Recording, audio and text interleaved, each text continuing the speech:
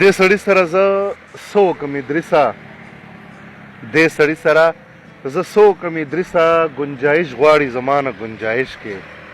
درنو لیدونکو په سلامونو، په نیکو هیلو مو هرکلی کوم. عبدالله ظهیر یم.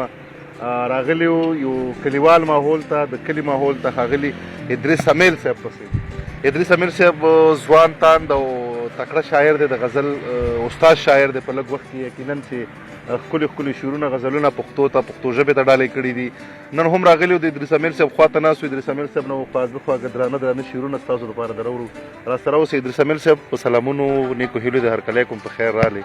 ډېره مننه ظهیر صاحب ستاسو او د قلمیار صاحب نه چې راغلی، موږ ته مو وخت راکړو. ډېره زیاته مننه. تفصیلي مرکه به هم انشاءالله وخت په وخت وړاندې کوو.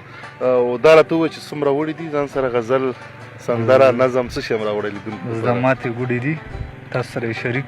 ارشاد. ملګرو د ښاغلي ادریس امیل صاحب نه غزل واورئ.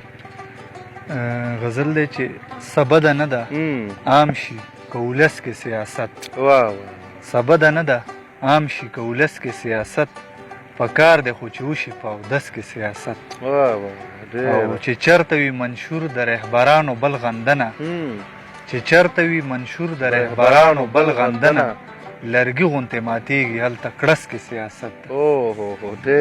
او صاحبه دی په هره نه خبره لمبه کېږي، صاحبه دی په هره نه خبره لمبه کېږي، صاحبه بیخي نشته په دې کس کې سیاست.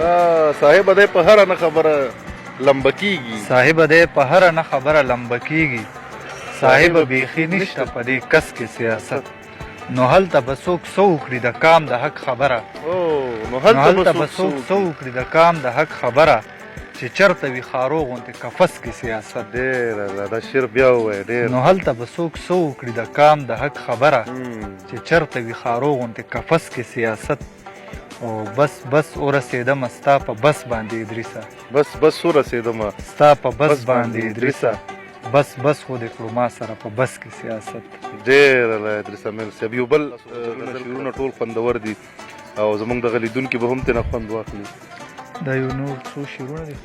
تېرېږي دې هم داسې بس بې سته تر قیامته، تېرېږي دې هم داسې بس بې سته تر قیامته، جاری به دې ساتمه محبته تر قیامته.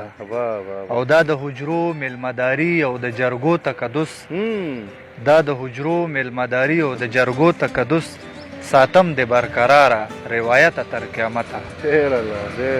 او که غږ مو پورته نه کړو د خپل کو، که غږ مو پورته نه کړو د خپلو خلکو حق کې، که غږ مو پورته نه کړی د خپلو خلکو حق کې، یادېږو به نسلونو ته بې پته تر قیامته.